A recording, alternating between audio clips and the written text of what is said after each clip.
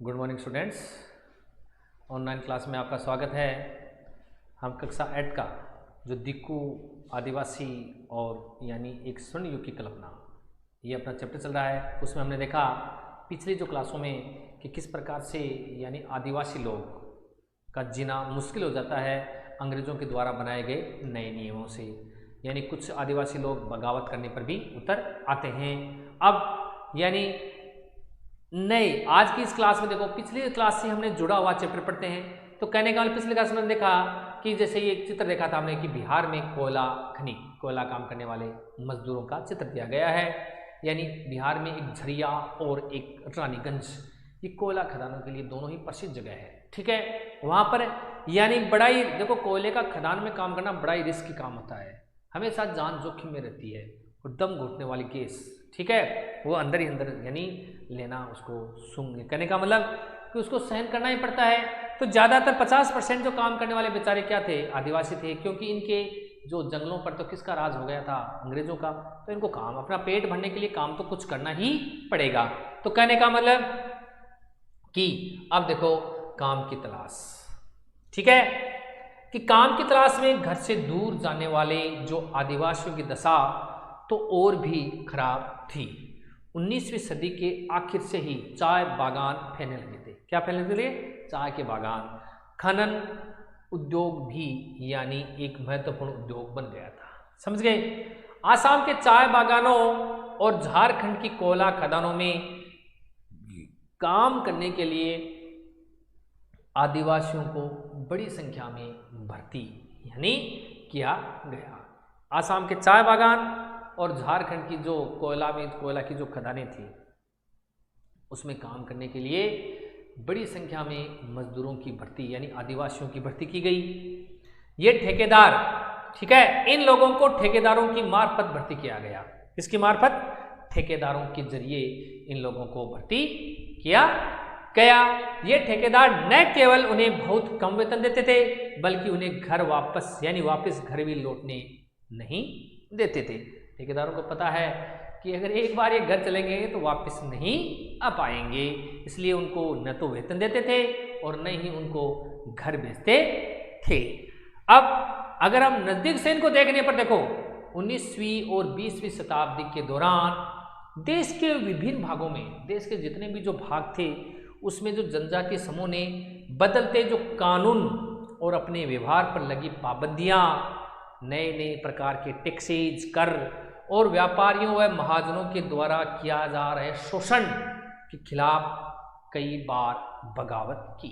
लेकिन 1831 और 32 में कोल आदिवासियों ने, और 1800 देखो 31-32 में तो कौन से आदिवासी हैं? कोल। और 1855 में संथालों ने बगावत कर दी। मध्य भारत में बस्तर विद्रोह 1910 में हुआ, और 1940 में महाराष्ट्र में कौन सा? वर्ली विद्रोह। देखो ये दो नाम आ रहे हैं, ध्यान देना, कौन कौन से, यानी कोल आदिवासी, संथाल आदिवासी, मध्य भारत में बस्तर विद्रोह यानी बस्तर में रहने वाले, और 1940 महाराष्ट्र में कौन सा? वर्ली विद्रोह। ये सब यानी ये आदिवासियों के ही विद्रोह थे। बिरसा जिस आंदोलन का नेतृत्व कर रहे थे, वह भी इसी तरह का यानी एक विद्रोह था। अब देखो यहां देखें कि कोयले में ये तो आपकी कोई एक्टिविटी है। अब बिरसा मुंडा हमने स्टार्टिंग में पढ़ा था। बिरसा मुंडा अपने आप को क्या मानता था? यानी लोग उसको भगवान मानते थे, अपने आप को वो नहीं मानता था। वो कहता है कि मैं आप लोगों की समस्या दूर करने के लिए आया हूं। ठीक है, तो बिरसा का जन्म, ये हमने कहने का मतलब कि अंग्रेजों के खिलाफ ये आदिवासियों की जो संघर्ष है, उसी में एक संघर्ष है बिरसा मुंडा का संघर्ष। ठीक है, कि बिरसा का जन्म 1870 के दशक में मध्य में हुआ। किसमें? 1870 के दशक के मध्य में हुआ। अगर हम बात करते हैं तो कहने का मतलब कि 1870 का दशक।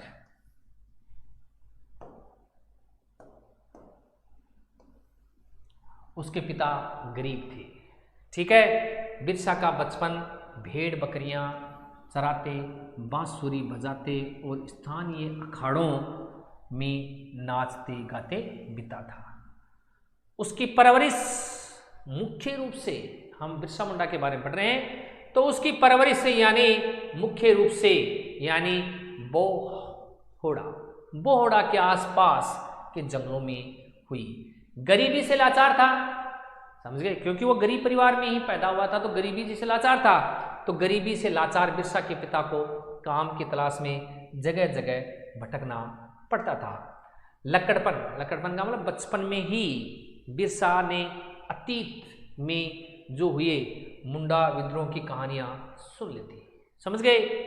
उन्होंने कई बार समुदाय के सरदार यानी मुखियाओं को विद्रोह का आह्वान करते नजदीकी से देखा था। बिरसा के समुदाय के लोग ऐसे स्वर्ण युग की बात किया करते थे कि जब मुंडा लोग दिकुओं के उत्पीड़न से पूरी तरह आजाद थे, कि वो ऐसा टाइम सोच रहे थे कि जब ये दिक्कू लोग नहीं आए थे, बाहरी लोग या अंग्रेज नहीं आए थे, तो उनका जीवन किस प्रकार से एक स्वर्ण युग यानी एक सोने का जैसा युग, ये स्वर्ण युग के समान था, उसके बारे में यानी बात किया करते थे जब मुंडा लोग दिक्कुओं के उत्पीड़न से पूरी तरह आजाद थे। सरदारों का कहना था कि एक बार फिर उनके समुदाय के परंपरागत अधिकार बहाल हो जाएंगे, एक बार फिर से वो स्थिति आएगी, वे खुद को इलाके के मूल निवासियों का वंशज मानते थे और अपनी जमीन की लड़ाई, ठीक है ना, यानी मुल्क की लड़ाई लड़ रहे थे। वे लोगों को याद दिलाते थे क्या कि वे उन्हें अपना साम्राज्य वापस पाना है। लोगों में यानी जन जागृति फैलाते थे कि हमें अपना साम्राज्य वापस प्राप्त करना है इन अंग्रेजों से। अगर हम बात करते हैं तो बिरसा स्थानीय मिशनरी स्कूल में जाने लगे। देखो उस समय मिशनरी स्कूल हुआ करती थी ईसाइयों की ज़्यादातर, जहाँ उन्हें मिशनरियों के उपदेश सुनने का मौका मिला। वहाँ भी उन्होंने यही सुना कि मुंडा समुदाय स्वर्ग का साम्राज्य हासिल कर सकता है। क्या कर सकता है कि बिरसा यानी मुंडा समुदाय है वो यानी स्वर्ग का साम्राज्य हासिल कर सकता है और अपने खोए हुए अधिकार वापस पा सकता है। ये उसने यानी उस मिशनरियों में भी यानी वहाँ पर उसने यही सुना। अगर वे अच्छे ईसाई बन जाएं तो क्या बन जाए, अगर वे अच्छे ईसाई बन जाएं तो ऐसा हो सकता है, और अपनी खराब आदतें छोड़ दें तो ऐसा हो सकता है। बाद में बिरसा ने एक जाने माने वैष्णव धर्म प्रचारक के साथ, वैष्णव धर्म कौन सा होता है, जो विष्णु भगवान को अपना यानी देवता मानते हैं, वो वैष्णव धर्म कहलाता है। तो बिरसा ने एक जाने माने वैष्णव धर्म यानी प्रचारक के साथ भी कुछ समय बिताया। उन्होंने यानी जनेऊ धारण कर ली। देखो ब्राह्मण लोग ज्यादातर जनेऊ धारण करते हैं, समझ गए, आज की इसी वर्तमान समय में। तो यानी उन्होंने जनेऊ धारण किया और शुद्धता व दया पर जोर यानी देने लगा। अपने किशोर अवस्था में बिरसा यानी अच्छे विचारकों के संपर्क में आया। जिन विचारों के संपर्क में आए उनसे वह काफी गहरे तौर पर प्रभावित थी। बिरसा का आंदोलन आदिवासी समाज को सुधारने का आंदोलन था कि हमें आदिवासियों को क्या करना है, सुधारना है। आदिवासियों को सुधारने का आंदोलन था।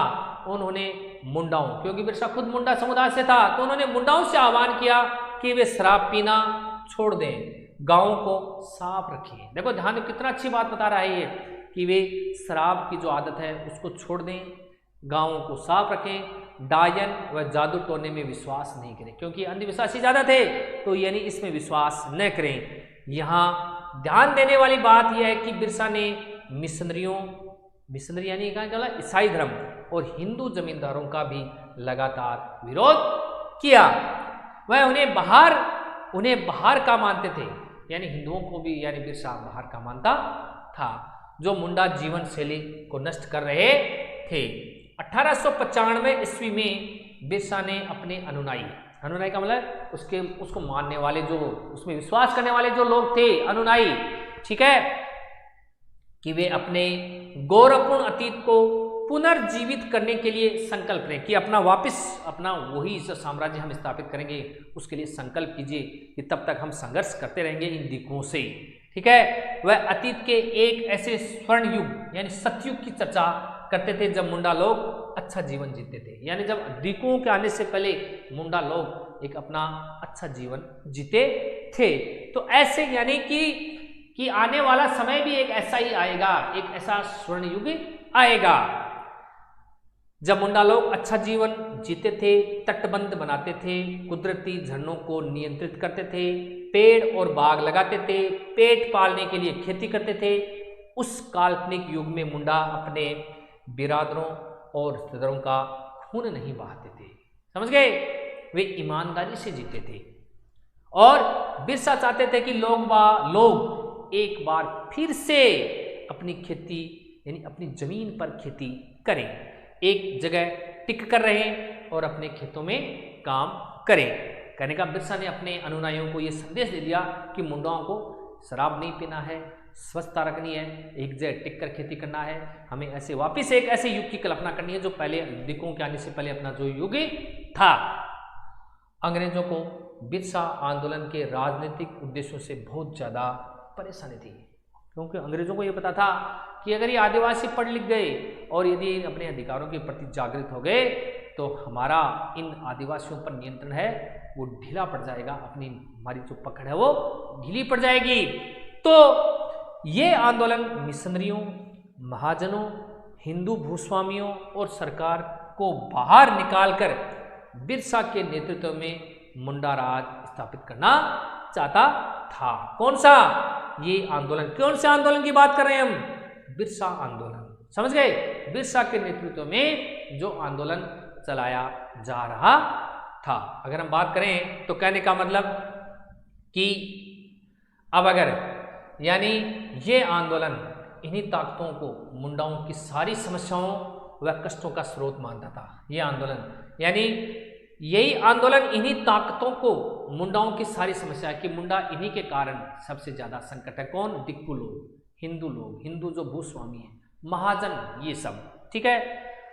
अंग्रेजों की भू नीतियां उनकी परंपरागत भूमि व्यवस्था को नष्ट कर रही थी। क्या कर रही थी? अंग्रेजों की यानी जो नई नीति बनाई थी उन्हें भूमि की, वो नीतियां उनकी जो परंपरागत जो नीतियां थी यानी भूमि व्यवस्था उसको नष्ट कर रही थी। हिंदू भूस्वामी और महाजन उनकी जमीन छीनते जा रहे थे और मिशनरी उनकी परंपरागत संस्कृति की आलोचना कर रहे थे, समझ गए, क्योंकि मिशनरी अपने आप को सभ्य मानते थे और इनको असभ्य मानते थे। तो कहने का मतलब जब यह आंदोलन फैलने लगा तो अंग्रेजों ने सख्त कार्रवाई का फैसला लिया। उन्होंने 1895 में बिरसा को गिरफ्तार किया और दंगे फसाद के आरोप में 2 साल की सजा सुनाई। किसको? बिरसा को पकड़ लिया उसको और उस पर आरोप लगा दिया कि आपने लोगों को क्या कर रहे हो? गुमराह कर रहे हो। आप लोगों को यानी एक तरह से क्या कर रहे हो लोगों को, यानी दंगे फसाद के आरोप में, यानी उसको दंगे फसाद का आरोप लगा दिया उस पर और बिरसा को 2 साल की सजा हो गई। 1895 2 साल के बाद में 1897 जेल से लौटने के बाद बिरसा समर्थक यानी जुटाते हुए गांव-गांव घूमने लगे। कहाँ घूमने लगे? गांव-गांव में घूमने लगे। उन्होंने लोगों को उकसाने के लिए परंपरागत प्रतीकों और भाषाओं का इस्तेमाल किया। अपनी परंपरागत जो संस्कृति और भाषा थी उसका इस्तेमाल किया। लोगों में एक नया जोश, नया उत्साह, उनको उकसाने के लिए वे आह्वान कर रहे थे कि उनके नेतृत्व में साम्राज्य की स्थापना के लिए रावणों का मतलब क्या है? दिक्कू और यूरोपीय, कि इन दिक्कू और यूरोपीय, इनको रावण कहा है इन्होंने कि इनको तबाह कर दें। बिरसा के अनुयायी दिक्कू और यूरोपीय सत्ता के प्रतीकों का निशान बनाने लगे। उन्होंने थाने और चर्चों पर हमले किए। महाजनों व जमींदारों की संपत्तियां पर धावा बोल दिया। सफेद झंडा यानी बिरसा राज का प्रतीक था। जो सफेद झंडा ऐसा तो किसका प्रतीक था? कि यहाँ पर बिरसा का राज है। सन